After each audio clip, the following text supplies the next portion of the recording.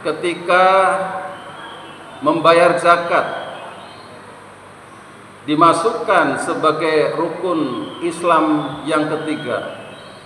Itu artinya kita disuruh bekerja keras agar kita punya harta, lalu bisa menghitung harta kita dan mengeluarkan zakatnya, bukan untuk menghitung hartanya orang lain.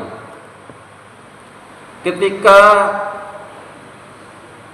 naik haji dimasukkan sebagai rukun Islam yang kelima, semangatnya adalah agar kita bekerja keras mencari bekal agar kita bisa ke sana.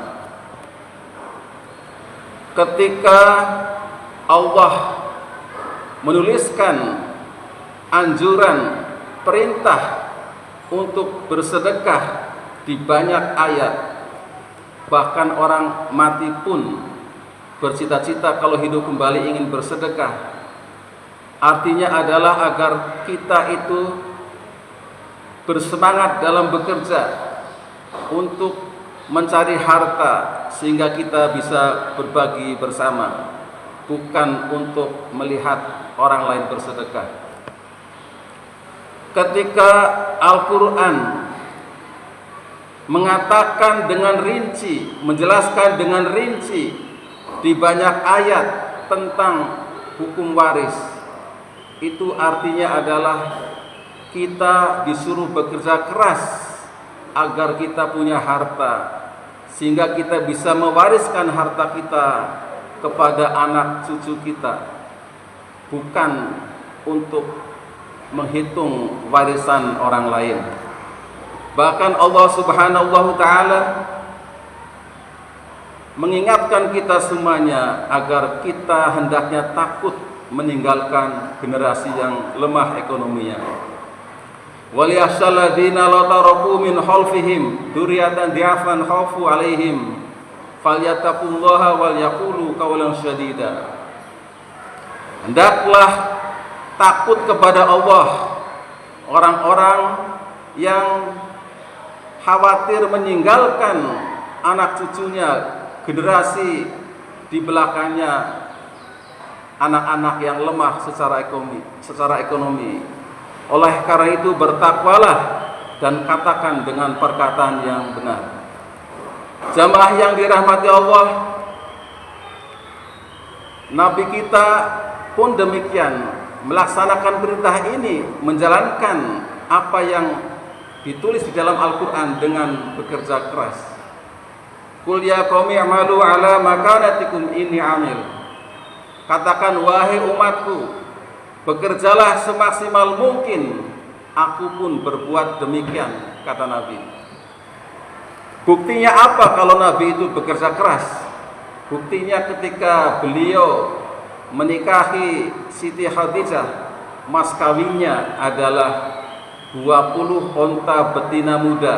Itu riwayat yang paling sahih. Ada yang mengatakan 100, ada yang mengatakan 700. Itu artinya mas kawin yang sangat besar. Bahkan ada yang mengatakan mas kawinnya adalah 500 dirham. Itu kalau dirupiahkan sekarang itu hampir 1,5 miliar ya, 1,400 lebih ya, hampir 1,5 miliar. Itu besar sekali. Jadi Nabi Muhammad telah mencontohkan dengan bekerja keras. Jamaah yang dirahmati Allah, berbaik sangkalah saja kepada Allah, karena Allah itu memberikan kebaikan kepada kita. Enggak mungkin Allah itu zalim kepada hamba-hambanya. Allah menghapus apa yang Dia kehendaki, dan Allah menetapkan apa yang Dia kehendaki, termasuk dalam hal ini adalah takdir, tentang rezeki itu, tentang nasib. Yamhullahu ma yasha'u wa yuthbit wa indahu umul kitab. Allah menghapus apa yang Dia kehendaki dan menetapkan apa yang Dia kehendaki, dan di sisinya itu ada umul kitab, yaitu Lauh Mahfuz. Bahkan di ayat lainnya Allah meyakinkan kita bahwa rezeki kita itu berubah-ubah.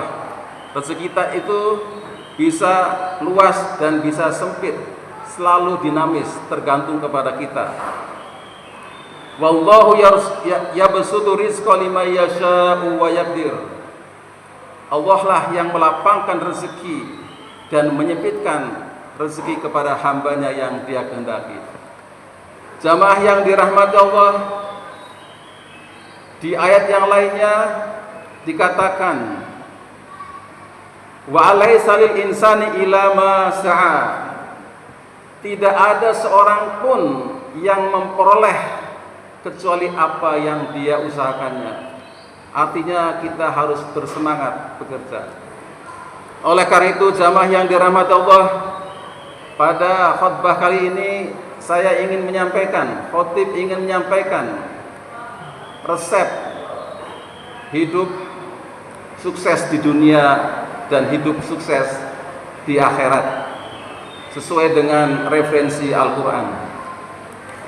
Yang pertama adalah merubah mindset, cara pikir kita, cara pandang kita tentang kehidupan, tentang rezeki. Innallaha la yughayyiru ma biqaumin hatta yughayyiru ma bi anfusihim. Sesungguhnya Allah tidak akan merubah keadaan suatu kaum kecuali mereka sendiri merubah keadaan apa yang ada di dalam diri mereka sendiri. Jadi yang pertama adalah agar hidup sukses, kita robah mindset kita. Siapa saja bisa sukses. Carilah pekerjaan bagi yang belum bekerja yang bisa mendatangkan kesuksesan yang lebih cepat dan lebih besar. Yang kedua adalah kerja keras. Tanpa kerja keras omong kosong.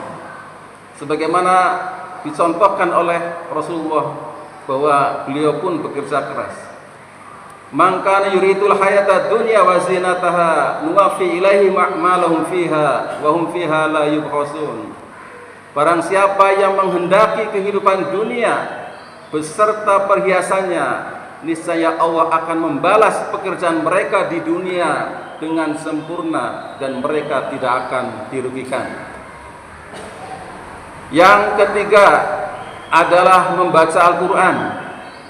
Yang keempat adalah sholat. Yang kelima adalah bersedekah.